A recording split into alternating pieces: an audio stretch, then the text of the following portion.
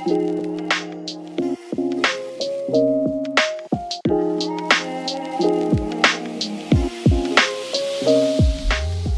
afternoon, good morning, good evening, everybody. It is Monday, August 26th, and you know what that means. It is time for the High Risk Wrestling Recap. Take a look at the socials, Charismatic Creations on Facebook and YouTube, Charismatic_Creations52 on Instagram, and of course the 215 on Twitter. And let's get into the news. Saraya's contract is set to expire. She has a little bit of time left on her AEW contract. I do think she will be re-signing with AEW. Like, it's either that or TNA, because there's nothing for her to do in the WWE, but she was given an opportunity to wrestle again after coming back from that horrific neck injury. AEW and WB Discovery are negotiating an extensive new contract. We know this. We're waiting. This is supposedly one of the new deals, one of the new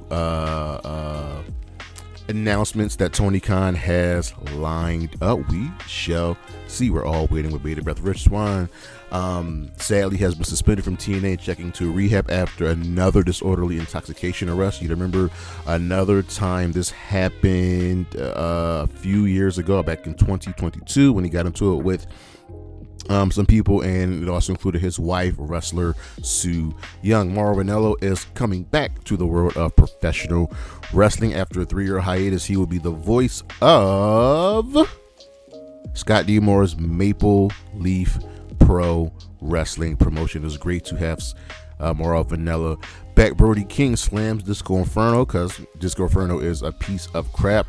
Disco Inferno is one of those people that actively hate on AEW for some odd reason. And on his podcast, he says something to the like of the House of Black are problems backstage. And Brody King said, well, you can go F yourself. Yeah, you can go F yourself. Penta and Phoenix arrival to the WWE is seen as a very, very big deal. The Lucha Bros apparently will be going to the WWE, get that big WrestleMania moment, hell, maybe even face Rey Mysterio. But obviously they're going to be just turned into another Latino faction. Ronda Rousey has issued an apology 11 years after sharing that Sandy Hook conspiracy video. If you don't know what happened last week, she had an AMA to promote her new book, and it went off the rails. It was pretty much only about her sharing that video. She drafted this apology, and it seemed really, really heartfelt. Came 11 years too late, but she apologized and looks like she feels remorseful. Spoiler alert, Forbidden Door 2025 will be going down in London. It was announced that will be happening.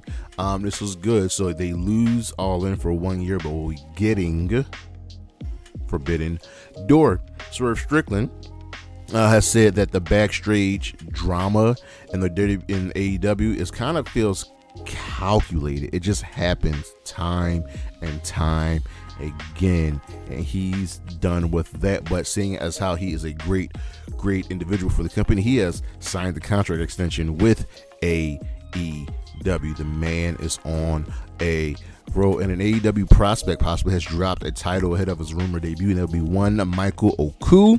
He dropped his title back in what promotion was that? Rev Pro at the anniversary show. Looks like Michael Oku may be coming to AEW. On the injury side of things, Audi Hill Vikingo made a television return after his injury absence. He returned to AAA, facing. He didn't face anybody. He was in the backstage segment with Alberto El Patron and Cole Nan, but Vikingo is back. Charlotte Flair's expected return is still months away. Looks like she won't be returning at least until at the earliest Survivor Series. And an NXT star is possibly injured during the tapings.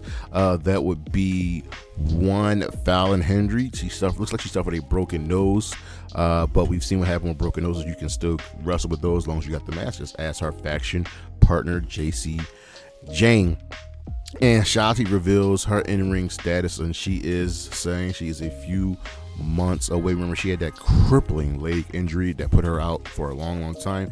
And an AEW star will be sidelined until 2025 after surgery. That'll be one Nick Camarado, former member of the Factory. He has been out for a while. Looks like he's going to be out a little bit longer, but that is the news, and we shall be right back.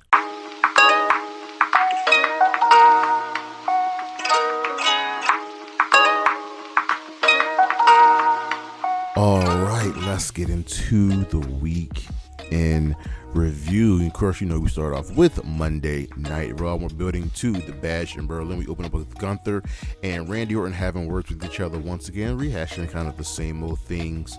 We're just kind of biding time until we get to the show. Ludwig Kaiser attacks, and he and Gunther lay out Orton. Sheamus defeated Pete Dunne. This was a solid match. I kind of wish Pete Dunne won here. He had a really, really good game plan, went after Sheamus's hand, but Sheamus, who had his hand really tied up into the turnbuckle, won. So building Pete Dunne all up for that really didn't work out. Xavier Woods and Kofi Kingston talk it out, and Kofi essentially was like, look, X, I've been seeing what's going on, and what's up? And X thinks Kofi brought in Odyssey to replace Big E. And Kofi's like, nah. We know what happened when we got here and no veterans wanted to help us, and we were on our own, and nobody wanted to give us a shot, so we got to go take it. Let's be different, and that's what he's doing with Odyssey. Jones, the Wyatts attack American Made, and Nikki Cross shines here. This was supposed to be Maxine Dupree versus Ivy Now, and the Wyatts had other things to say about that. Drew McIntyre and CM Punk set up their strap match, which will be going down at the Bash in Berlin.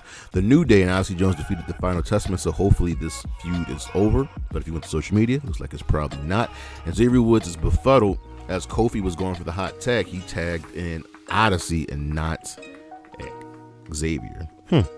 Rhea Ripley and Damian know it's a trap, but hey, they're going to fight anyway. Bronson Reed absolutely murdered The Miz, and he was going to give him, this was a no DQ match. Miz put up a great fight, but it was not enough. After the match, as Reed was going to destroy Miz, Braun Strowman stepped up, and I like this, but Bronson Reed has to run through Braun. The reason Bronson Reed hasn't been suspended is because, well, fans want to see him. He's making the company money. He's bringing in ratings. Ludwig Kaiser tells Sheamus that they're not done.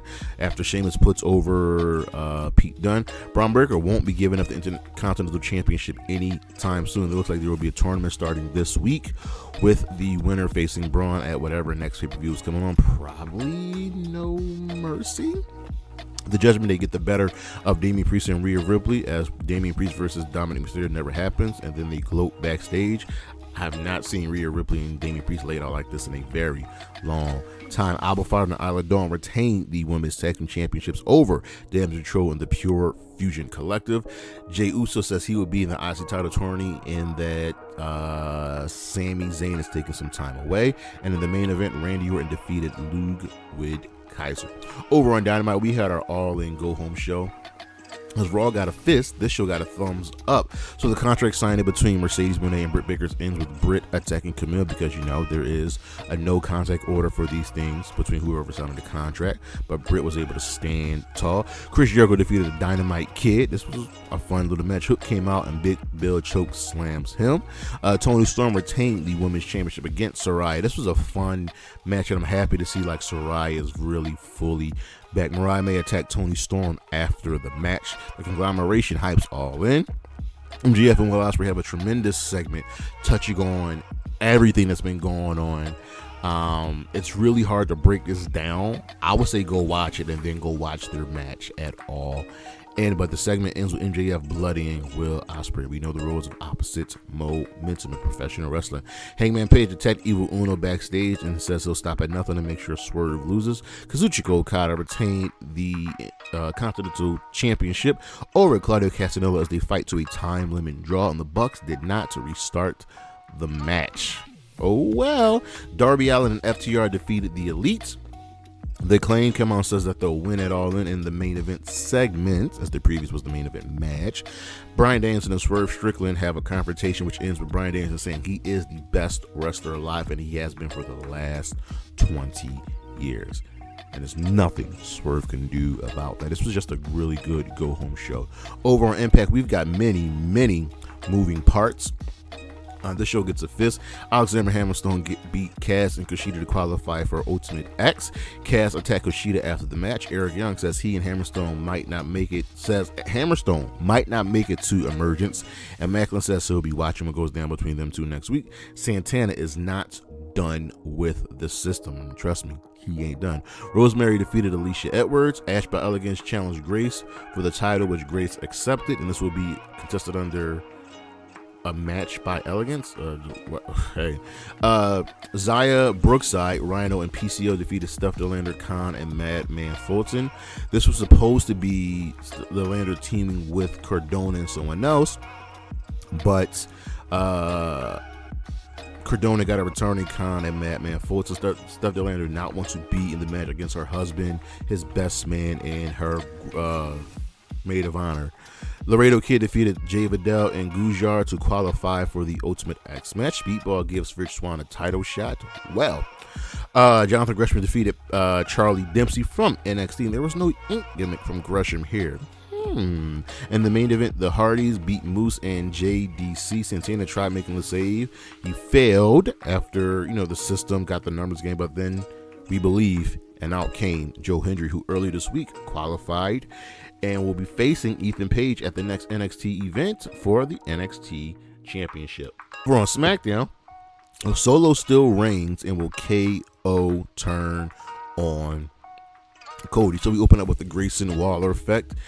And they essentially show Cody, well, one, everything is not about you, but two, KO will eventually turn on you. And they have video proof, and show KO turning on Jericho and Kofi and Sammy and John Cena and so on and so forth. And KO came out and said, listen, everyone deserved it except for Kofi. All right. Everyone deserved it. And the tag match is set up later in the evening, then a brawl breaks out. LA Knight retained the United States Championship over Santos Escobar. Yeah. Andrade wants another match against Carmelo. He confronted this man at the barbershop where Carmelo was getting his hair cut. That is disrespectful. So now you know what's going to happen. Melo's going to win, and it will be tied 2-2. Santos Escobar is pissed and will take his anger out on Baron Corbin. Team Black Girl Magic, you know what I'm talking about, defeated Aladon, Alba Fire, and Blair Davenport. Solo strips Jacob Fatu of his tag team title, and Jacob did not look happy, but he made Jacob his personal enforcer. Bloodline retains against the Street Profits, and DIY tried making a save, but they ultimately fell because Jacob Fatu is that dude. There was no Roman Reigns here. Cody Rhodes takes KO at his word and says he'll have to be prepared for whatever happens next, which gave KO a perplexing look. Nia wants her crown fixed, which Tiffany Stratton and Pretty Deadly will go about doing. And then she catches Chelsea and Piper Green, kind of speaking some truth that Tiffany Stratton is just using Nia to get her to lower her defenses until she cashes in on her. We all know it's coming. And the main event, of course, Cody Rhodes and KO beat A-Town Down Under. And after the match, KO teased hitting Cody with the title, but then just gave it to him and helped celebrate with him. Now, I don't know if he planned it. Like, it just... Apparently KO is the only person in WWE that actually watches the show. We've been told this. Over on Rampage, the conglomeration beat Brian Cage, Beast Muertos, and Johnny TV. Roderick Strong defeated Fuego del Sol. Kyle O'Reilly was on commentary. Mina Shirakawa defeated Robin Renegade. Hikaru Shida will prove that she is the ace of AEW once again. The Gates of Agony won a squash match in the main event. The Von Erichs defeated the Outrunners. The Gates of Agony and the Undisputed Kingdom came out to attack, while Sammy and the conglomeration made the save. Rampage was just there. This was like a nothing show. I think this was the last show, a part of their residency in Texas, but I wish they would have loaded up the show a little bit more for All In. But on the opposite side with Collision, this was the go home show, which got a fist. The conglomeration beat the Undisputed Kingdom. Willow Nightingale defeated Harley Cameron. Harley has looked really good since really stepping up into the ring more and more and more. Ishii was on commentary for both of these matches and said nothing. Private Party are the official MCs for All In. Kazuchika Shibata defeated Jay Lethal in a nice technical affair, and they showed respect to each other after the match. We had a vignette of Stokely Hathaway and Chris Statlander training, and then they won a squash match. Hook defeated Big Bill. Chris Jericho was on commentary for this. Jeff Jarrett defeated Ari Daivari, and Jeff Jarrett was super over. And in the main event, Claudio, Castagnoli, Wheeler Yuta, and Pac randomly beat Top Flight to move to the Trios title ladder match. All of the teams for the ladder match came out to brawl afterwards. Our matches of the week from NXT: Joe Hendry versus Wesley versus Pete Dunne, and a number one contenders match for the NXT Championship, I believe. Over on Dynamite, Kazuchika Okada versus Claudio Castagnoli for the Continental Championship. Over on Collision, Claudio Castagnoli, Wheeler Yuta, and Pac versus Top Flight and Lio Rush. And of course, from All In, 3 of them things, Mariah May versus Toni Storm for the AEW Women's World Championship. Will Ospreay versus MJF for the American/International Championship. And of course, our main event, Bryan Danielson versus Swerve Strickland for the AEW World Championship. And our stars of the week, we got 4. Don't pay attention to the screen at this point because I messed up my damn self. But we have Bryan Danielson, Mariah May, a returning, ladies and gentlemen, Jamie Hayter, and of course, Pac. But that is our show. Thank you for listening. Thank you for watching. Look on the screen now. See what's we got coming up for the week, for the rest of the month, and moving into September. Check out the socials, Charismatic Creations on Facebook and YouTube, Charismatic_Creations52 on Instagram, and of course, the 215 on Twitter. I see you when I see you. Peace.